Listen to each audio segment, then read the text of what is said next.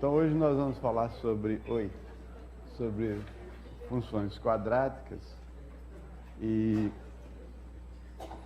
alguns problemas relacionados com as funções quadráticas. Uma função quadrática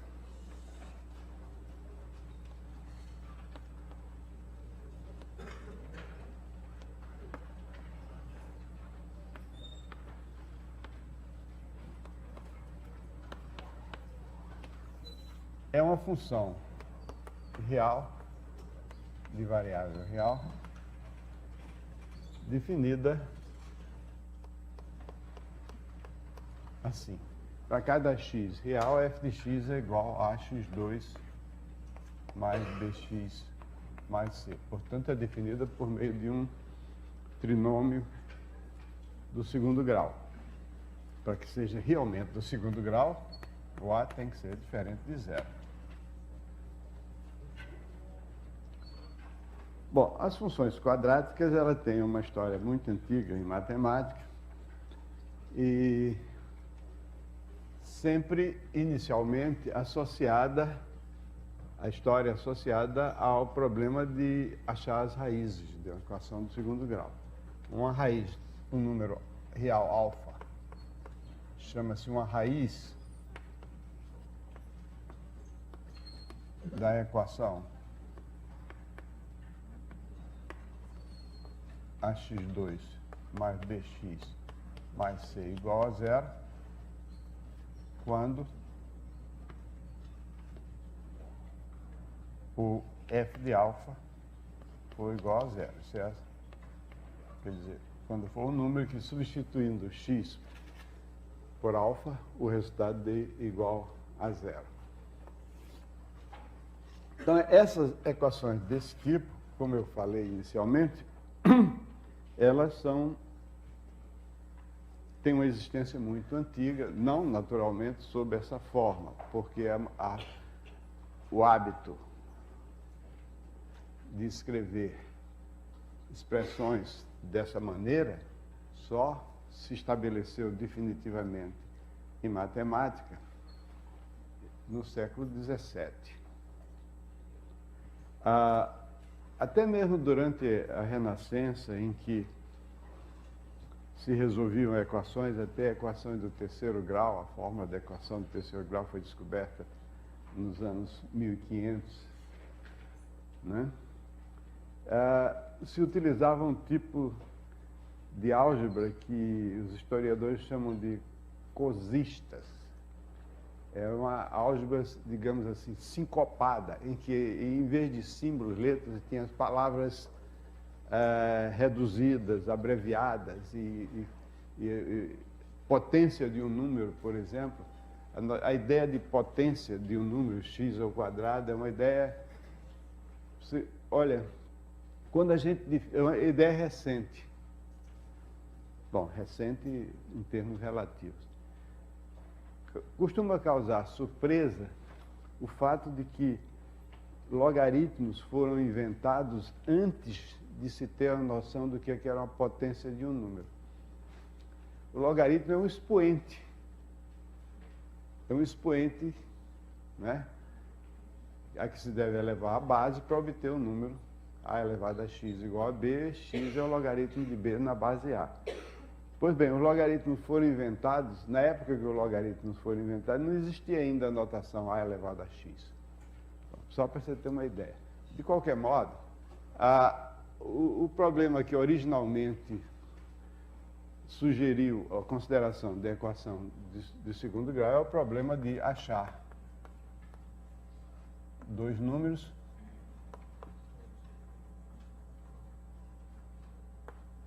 x e y, conhecendo a soma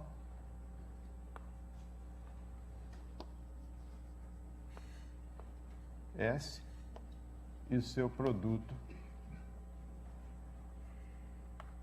I. Então, esse problema que foi resolvido, cuja solução, cujo enunciado e solução se encontram em tabletes cuneiformes deixados pelos babilônios, 1800 anos antes de Cristo.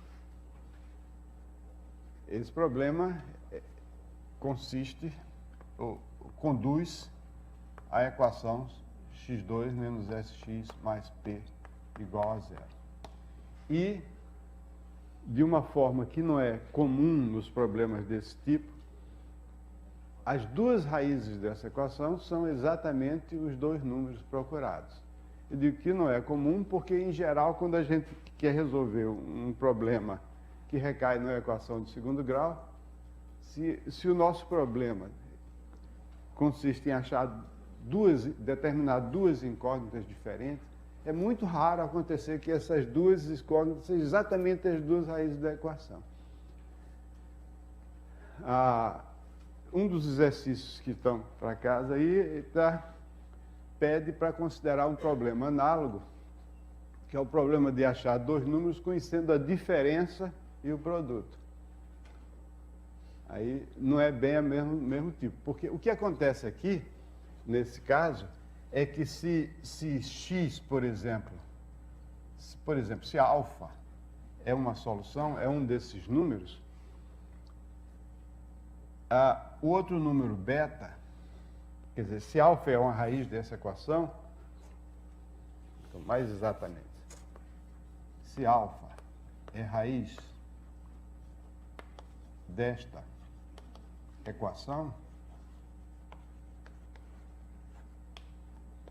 então S menos alfa também é raiz.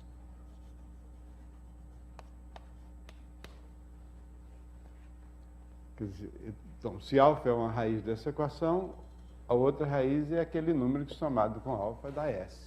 Então, e como é que a gente verifica isso? Simplesmente substituindo. Se alfa é raiz, significa que alfa 2 menos S alfa mais P igual a zero. Então, eu quero provar que se isso aqui for verdade, então, se eu tomar S menos alfa ao quadrado menos S, que multiplica S menos alfa, mais P, também é igual a zero. Isso é uma conta muito fácil. Se eleva S menos alfa ao quadrado, soma, cancela, vai dar essa expressão aqui, desenvolvendo e fazendo os cancelamentos óbvios, dá S2, alfa 2 menos S alfa mais P, que é igual a zero, por hipótese. Muito bem. Então, a função quadrática, ela surgiu originalmente, né, como o primeiro membro de uma equação do segundo grau. Não com essa notação, repito. Bom, e que, de acordo com a nossa definição, o número alfa se chama raiz da equação, quando f de alfa é igual a zero.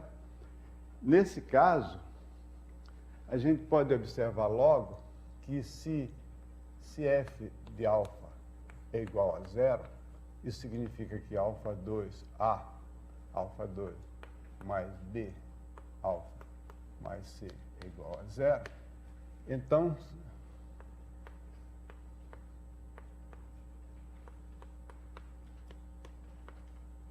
a minha função quadrática não vai se alterar se eu subtrair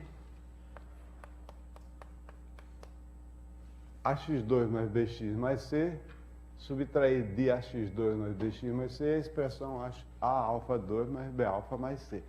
Quando eu faço essa subtração, já que isso é zero, vale essa igualdade. Quando eu faço essa subtração, vai ficar aqui A, que multiplica x2 menos alfa 2, mais B, multiplicado por x menos alfa, e o C desaparece. Então, eu posso pôr x menos alfa em evidência. Então, aqui fica A multiplicado por x menos alfa, multiplicado por x mais alfa mais b.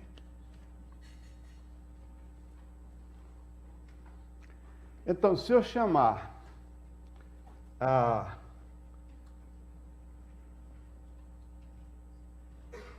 de menos beta o valor alfa mais b, eu verifico que eu posso escrever dessa forma a expressão. Espera aí, tem qualquer coisa aqui que não está. Eu pus o A em evidência, então isso aqui fica B sobre A, né?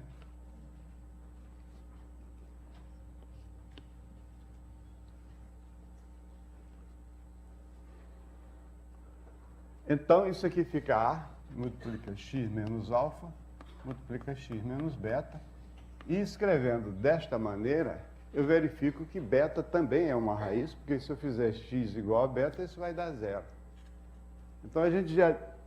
A mera consideração, a mera definição de raiz de uma equação do segundo grau já nos dá que se alfa for uma raiz da equação do segundo grau, que conclusão nós tiramos daqui?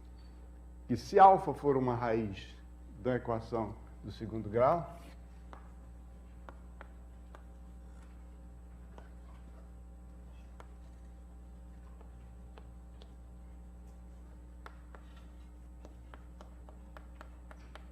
alguns livros chamam raiz de f da função f. Função não tem raiz é equação. Função tem zero. Zero da função. Petulância, mas não é. Raiz é raiz de equação. É petulância, mas tudo bem. Se alfa for uma raiz da equação f de x igual a zero, onde f de x é igual a x2 mais bx mais c, então, beta, que é igual a menos alfa menos b sobre a, também é raiz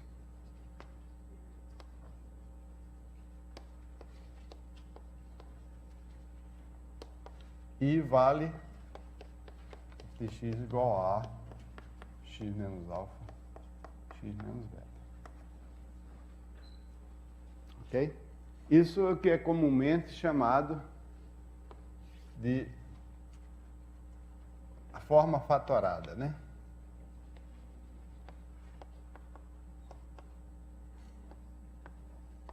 Do trinômio do segundo grau. E a equação não pode ter outras raízes, evidentemente, porque se ele se escreve desse modo, a única maneira desse produto aqui ser zero é quando um dos fatores é zero. O primeiro fator nunca é zero, eu supus que o A é diferente de zero. Então, tem que ser, se um número gama qualquer é raiz da equação, ele tem que ser o alfa ou beta. Não pode ter outra possibilidade. Então, a gente já vê, a partir diretamente da definição, que a equação de segundo grau tem, no máximo, duas raízes, pode ser que não tenha nenhuma. É claro que se você pega um trinômio do segundo grau, do tipo x2 mais 0x mais 1, né, só para mostrar que o trinômio, às vezes, é chamado trinômio incompleto, né, para completar. Fica trinômio mesmo. Então, isso aqui, obviamente, não tem raiz real. A propósito, essa coisa de raiz complexa é uma coisa que surgiu muito posteriormente, quando se estudava problemas desse tipo. Se esse problema aqui não possui solução, então simplesmente não existem dois números reais cuja soma seja S e o produto seja P. Por exemplo, se você quer, o problema é achar dois números cuja soma é 2 e o produto é 5, então esse problema não tem solução, porque se o produto é 5, os dois números têm o mesmo sinal. Não é isso? Ou são ambos negativos ou ambos positivos. Tem o mesmo sinal, então a soma deles, sendo 2, os dois são em valor absoluto menor do que 2. E quando você soma, como eles têm o mesmo sinal, o produto não vai dar 5 de jeito nenhum. Então não existe. Então o problema desse, quando um problema desse surgia, achar dois números cuja soma é 2 e o produto é 5, nenhum babilônio dizia esses números são complexos, são números imaginários, complexos conjugados. Não, isso é simplesmente o problema não tem solução, não existe esses números, está querendo uma coisa impossível. Bom, voltando aqui, então a gente já tem essa expressão que todo trinômio, toda função quadrática que possua, porventura, uma raiz que ela pode não possuir, como esse caso aqui, x2 mais 1 nunca pode ser igual a zero. Então, se essa função quadrática tem um zero, alfa, então ele tem outro zero, beta, outro no sentido amplo, porque esse outro pode ser igual a ele. Né? Eu já falei aqui em outras aulas que 2 em matemática às vezes quer dizer 1. Né? Toda equação do segundo grau tem duas raízes, 2 aí pode achar dois números. Achar números. Porque os números podem ser iguais, então não são 2, né? Por exemplo, se a soma é 2 e o produto é 1, os números são 1 e 1. Então não são dois números. Mas a gente está acostumado, a gente estuda matemática, nós somos professores de matemática e nós sabemos que 2 pode ser igual a 1, então não tem problema. Essa expressão aqui serve para, por exemplo, analisar o que ocorre com o sinal da função. A função, às vezes, quando a gente está estudando uma função, a gente quer saber as propriedades dessa função, se é o zero dessa função e o sinal. Para quais valores de x essa função é positiva, quais valores de x a função é negativa. Então aqui a gente vê o seguinte, se x estiver situado entre as raízes, por exemplo, se eu tenho uma raiz alfa e uma raiz beta, suponhamos que o alfa, chamo de alfa menor das duas. Se x estiver situado entre as raízes, então esses fatores aqui têm sinais opostos. Então, quando eu multiplicar por a função f de x vai ter o valor sinal contrário ao sinal de a. Então, essa expressão aqui já nos diz isso, que para todos os valores de x situados entre as raízes, a função assume um valor cujo sinal é oposto do sinal de a. E, analogamente, né, se x está fora do intervalo das raízes, ou maior do que a maior raiz, ou menor do que a menor raiz, então o valor da função tem o mesmo sinal que o sinal de a. Ok? Muito bem.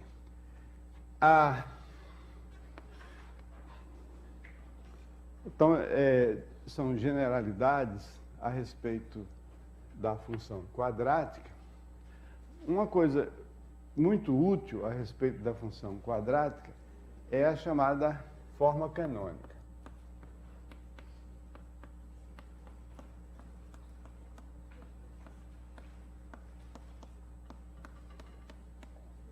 A forma canônica da função quadrática é uma maneira de escrever a função quadrática que, a princípio, dá a impressão de que é uma coisa estranha, complicada, mas que se revela simples e útil. E depois que a gente se habitua, ela não é mais estranha, passa a ser familiar. Então, a forma canônica consiste em escrever a função quadrática assim. Toda função quadrática se escreve dessa maneira, onde m é igual a menos B sobre 2A, e o K é simplesmente o valor da função f no ponto M, ou, se a gente fizer a conta, dá 4AC menos B2 sobre 4A. Muito bem. Mas por que essa notação? E de onde veio isso? E para que serve isso? Bom, de onde veio?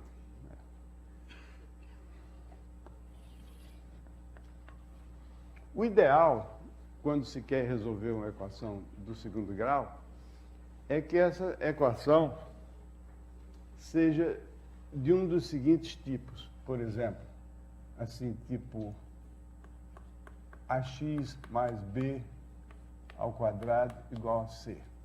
Esse é o tipo de equação do segundo grau que a gente pede a Deus para nos dar, né? Quer dizer, se a equação do segundo grau é essa, está resolvida, né? Se o c for negativo, não tem solução.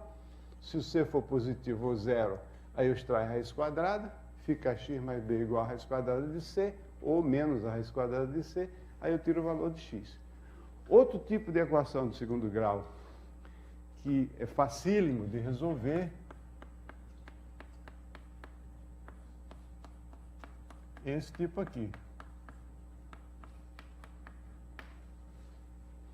Produto de dois binômios do primeiro grau igual a zero. Então, um produto só pode ser igual a zero quando pelo menos um dos fatores é zero. Então, a gente tem duas equações do primeiro grau. Aqui a x mais b igual a zero e a linha x mais b' igual a zero. Na verdade, no duro mesmo, a gente só sabe resolver esses dois tipos de equação. Quando a equação não se enquadra nem nesse tipo, nem nesse, a gente faz o possível para modificar, né, transformar, fazer umas mudanças, uns algebrismos e reduzir a um desses dois tipos aí. Né? Nós já vimos aqui, se eu conheço uma raiz, eu acho a outra raiz, assim, usando esse fato que o produto de dois números só é zero quando um desses números é zero. Então, para reduzir a equação a essa forma, a gente conta com um processo que se chama completar o quadrado.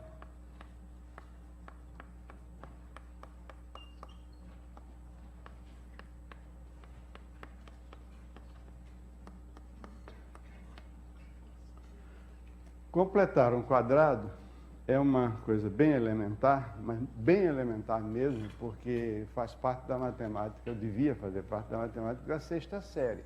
Para você saber que a mais b ao quadrado é a2 mais 2ab mais b2. De modo que se você tem uma expressão do tipo x2 mais 2bx, a gente chega e diz, ah, que pena, isso, se fosse x2 mais 2bx mais b2, seria o quadrado de x mais b. Então, mais x2 mais 2bx não é o quadrado de x mais b, mas se a gente somar x2 mais 2bx mais b2, fica o quadrado de x mais b, mas se eu somei b2, eu tenho que subtrair o b2, senão não tenho mais x2 mais 2bx. Então, isso aqui é igual a x mais b ao quadrado menos b2.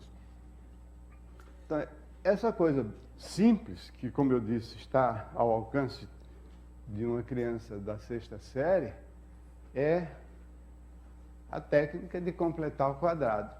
Só que, às vezes, a coisa não aparece assim tão naturalmente. O x2 mais 2bx, o fator 2 pode estar aqui, né, embutido.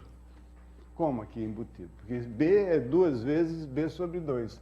Isso aqui é x2 mais 2b sobre 2x. Então, isso aqui é x mais b sobre 2 ao quadrado menos o quadrado de b sobre 2, que é b2 sobre 4. Então, isso é completar o quadrado desenterrando o fator 2 que estava embutido aqui dentro do b. Mas eu posso ter também o coeficiente A no x2. Então, aí eu ponho o A em evidência. É a vantagem do A ser diferente de zero, ele pode ser posto em evidência. Então fica A x2 mais B sobre A x, que, de acordo com o que a gente viu em cima, isso aqui fica A, que multiplica x mais B sobre 2A ao quadrado, menos B2 sobre 4A2. Mas ainda fica mais interessante eu escrever assim, a x2 mais bx igual a x mais b sobre 2a ao quadrado menos b2 sobre 4a. Então, isso aqui é completar o quadrado. Mas a minha expressão original tem um c. Então, é ax2 mais bx mais c igual a A, fica x mais b sobre 2a ao quadrado, mais 4ac menos b2 sobre 4a. Esse somando c a ambos os membros.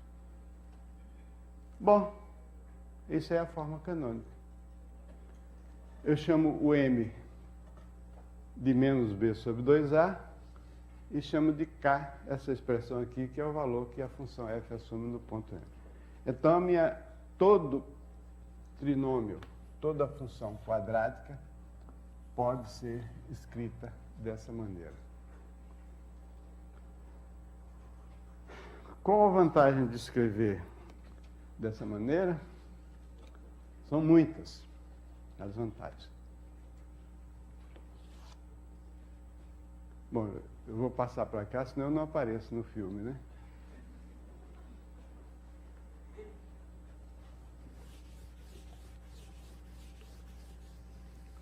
Então, estou fazendo um pouco de propaganda da forma canônica. Quais são as vantagens da forma canônica? Ela nos ajuda a entender o comportamento da função f à medida que o x varia. Por exemplo, se o a é positivo, o a não pode ser zero, já viu, né? Pode ser positivo ou negativo. Se a é positivo, então o valor mínimo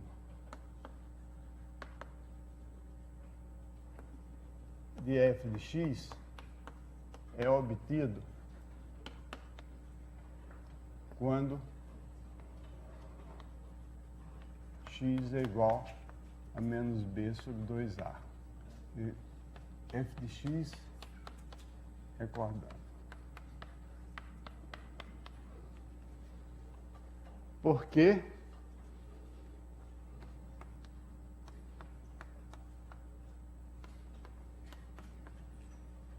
esse m aqui é menos b sobre 2a. Porque quando a é positivo, quando x é igual a m, esse x menos m fica zero, então isso aqui é o menor valor da expressão. Porque para todos os demais valores, como a é positivo, isso aqui é um número positivo. Para os demais valores de x, que é diferentes desse aqui, isso é um número positivo somado com k, dá maior do que k.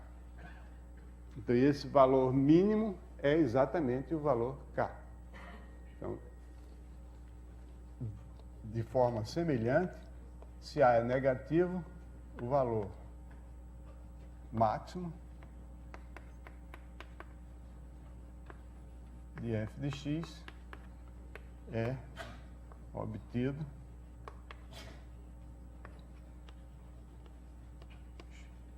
x igual a m, né?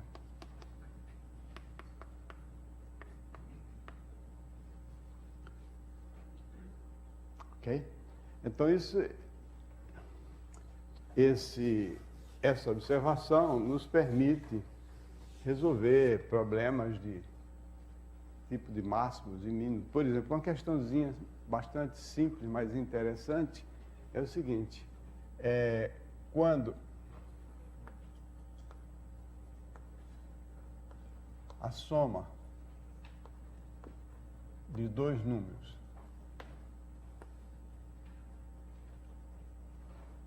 positivos é fixada,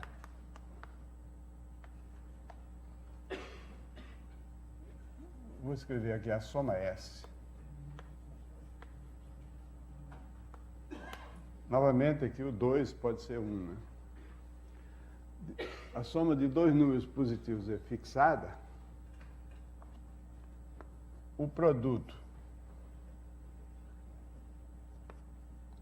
desses números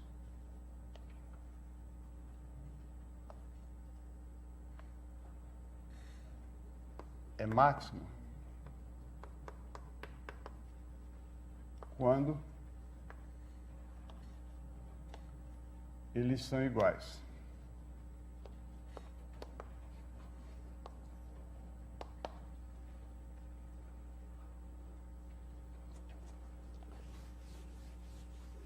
Um modo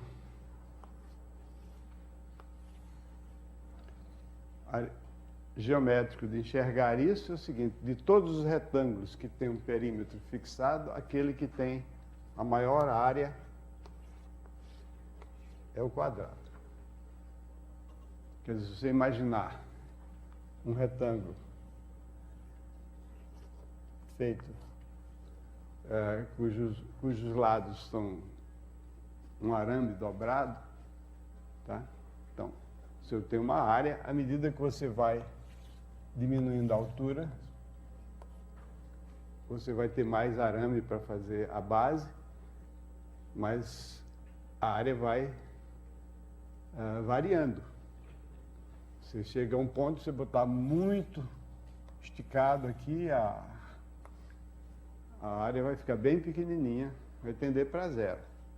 E, ao contrário, acontece. À medida que você vai diminuindo a diferença entre a altura e a base, vai ficando igual, a área vai aumentando ao ponto de que o maior valor para a área é quando esses dois lados são iguais, então você tem um quadrado.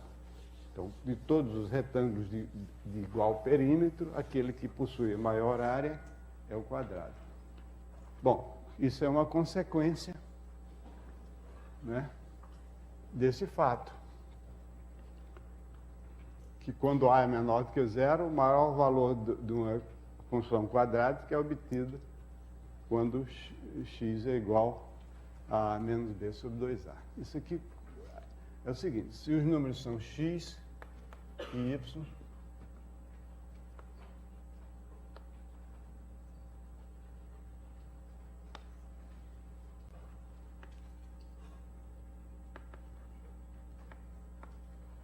são números positivos cuja soma é S.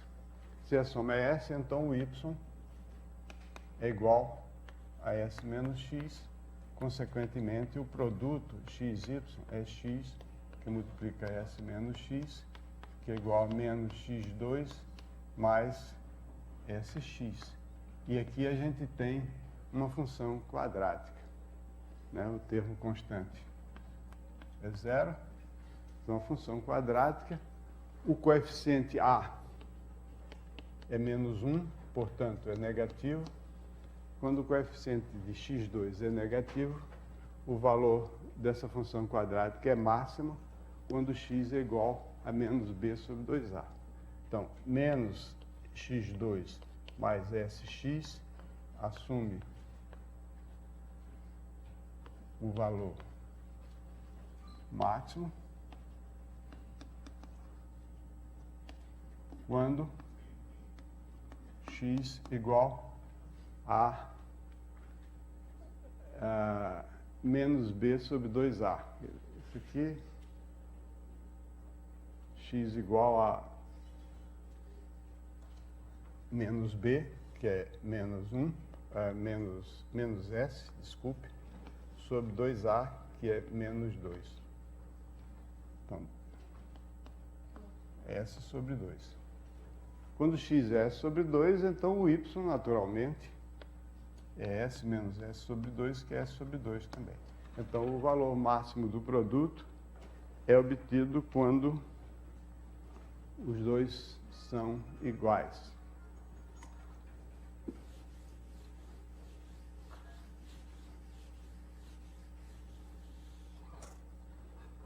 Bom, então isso é uma aplicação da forma canônica. Outra aplicação da forma canônica é a resolução da equação ax2 mais bx mais c igual a zero. A equação ax2 mais bx mais c igual a zero, quando eu escrevo isso aqui sob a forma x menos m ao quadrado mais k igual a zero, isso dá a x menos m ao quadrado igual a menos k, x menos m ao quadrado é igual a menos k sobre a, tá? Então, x menos m é igual a mais ou menos a raiz quadrada de menos k sobre a. Então, x é igual a m mais ou menos a raiz quadrada de menos k sobre a. Fazendo as substituições, isso dá a forma, né? X igual a menos b mais ou menos raiz quadrada de b2 menos 4ac sobre 2a. Ok? E aqui é aquela velha pinimba, né? Que, na minha opinião, a raiz quadrada de 9 é 3. Essa é a minha opinião. Tem quem diga que não, que a raiz quadrada de 9 é mais ou menos 3. Não. A raiz quadrada de 9 é 3. Menos 3 é menos a raiz quadrada de 9. Essa é a minha crença. Eu vivo nessa crença. Por isso é que a gente diz mais ou menos raiz quadrada de B2 menos 4AC. Se a raiz quadrada de B2 menos 4AC pudesse ser mais ou menos, a gente não dizia mais ou menos raiz quadrada, dizia mais uma das raízes de B2 menos 4AC. Se você diz mais ou menos a raiz quadrada de B2 menos 4AC, você está implicitamente do meu lado. Eu digo isso para provocar, mas eles não estão aqui, provocar o Wagner e o Paulo César. O Wagner ainda concorda comigo, o Paulo César não. Tudo bem, são mais conservadores. Olha, o mundo continua o mesmo, quer seja ou não seja, não muda nada. A única coisa que muda é o PAC.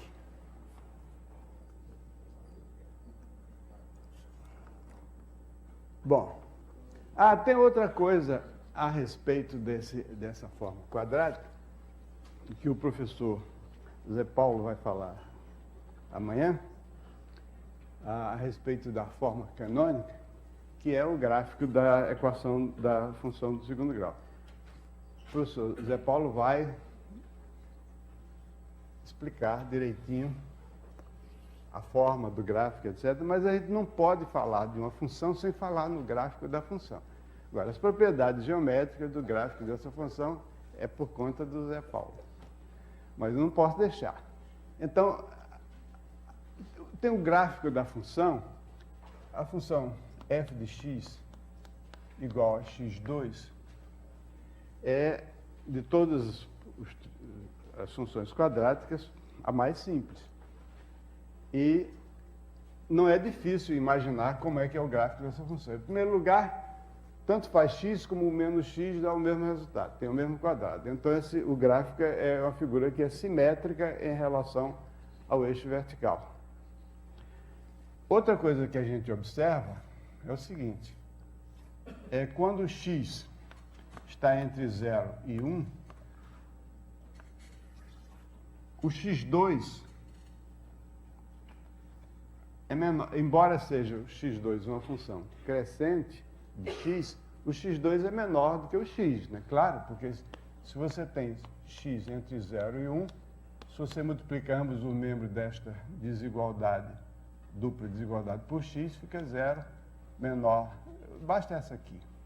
X menor do que 1, multiplica por x, que é positivo, fica x2 menor do que x. Então, ela é assim. E quando o x é maior do que 1, o x2 é maior do que x. Eu estou fazendo aqui em linha bem leve, né, a reta y igual a x. Então, o gráfico é assim. Agora, o que é que a forma... Isso não tem nada a ver com a forma canônica. O que a forma canônica nos diz é o seguinte. Se eu sei, mais ou menos por adivinhação, e amanhã vocês vão aprender isso de uma forma mais precisa, que o gráfico desta função tem esse aspecto, então eu posso, sem maiores dificuldades, verificar que o gráfico da função quadrática mais geral tem exatamente o mesmo aspecto. A única diferença é que, às vezes, essa curva tem a sua concavidade voltada para cima e, às vezes, para baixo, dependendo do sinal de A, como a gente vai ver logo agora. E a outra possibilidade é quando f de x é ax2. Aí pode ocorrer duas situações. Ou A é positivo, isso não altera em nada o formato, altera aparentemente. Eu vou multiplicar por exemplo, f de x igual a x2. Se você olhar para f de x igual a 2x2, aí você vai ver que f de x igual a 2x2 tem um aspecto assim. O 2x2, evidentemente, vai ser sempre maior do que o x2. Aliás, o meu desenho está horrível, porque o 2x2 tem que ser o dobro do x2, né? Mas isso aqui tem que ser 2 quando x igual a 1, né? Então, mas vai ter um aspecto que você diz, não, é uma parábola diferente, porque f de x igual a x2 é uma parábola mais aberta, f de x igual a x2 é uma parábola mais fechada. Aí eu respondo, vocês sabiam que todas as parábolas são semelhantes umas às outras?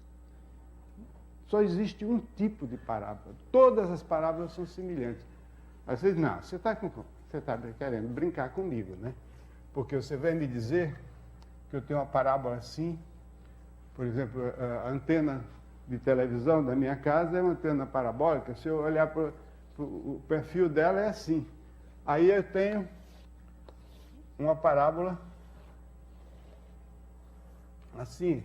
Então você quer dizer que essa parábola abertona desse jeito, tipo antena parabólica ou o fundo de uma lanterna, é igual a isso aqui? É. Igual não é, mas é semelhante. O que acontece é que são duas parábolas que são absolutamente do mesmo formato, só que estão vistas aqui em escalas diferentes. Esse trecho aqui corresponde a um pedacinho aqui, dessa escala, que eu simplesmente ampliei. Mas ampliar ou reduzir, que me perdoem as pessoas mais vaidosas, mas é como uma fotografia, né? É a pessoa, não tem jeito. Ampliar ou reduzir, se o cara é narigudo, é narigudo. Então, não tem jeito.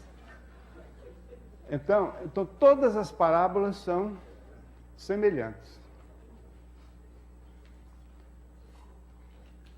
Vocês sabiam disso? Alguém sabia? Levante o braço. Caramba! 3 pessoas. Ah, alguém que não estava no curso. Eu não descobri isso. Espera aí, pelo amor de Deus. Eu apenas gosto de dizer isso porque é um fato importante. A pessoa dá-se conta de que essa parábola e essa aqui são semelhantes, simplesmente porque isso aqui não é uma parábola, é um pedaço de uma parábola. Se você prolongar, ela vai subir. E você vai ver, se você subir muito, que ela é essa aqui, só essa reduzida e a outra ampliada, mas são a mesma parada. Então, quero dizer com isso que o gráfico dessa função é o mesmo tipo do gráfico dessa, apenas escala alterada. Bom, depois a gente tem a outra tipo de função, que é a f de x igual a x menos m ao quadrado. Bom, isso aqui é a mesma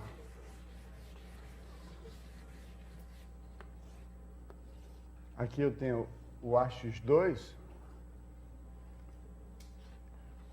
aqui está o m, o ax menos m ao quadrado é a mesma figura, só deslocada.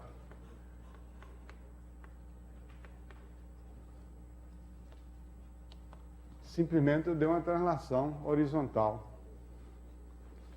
E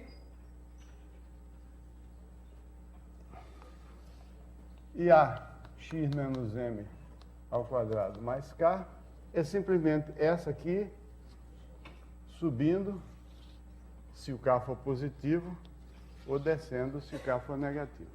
Ao escrever isso aqui, eu estou implicitamente admitindo que o A é maior do que zero, porque se o A for menor do que zero, isso vai ficar tudo invertido.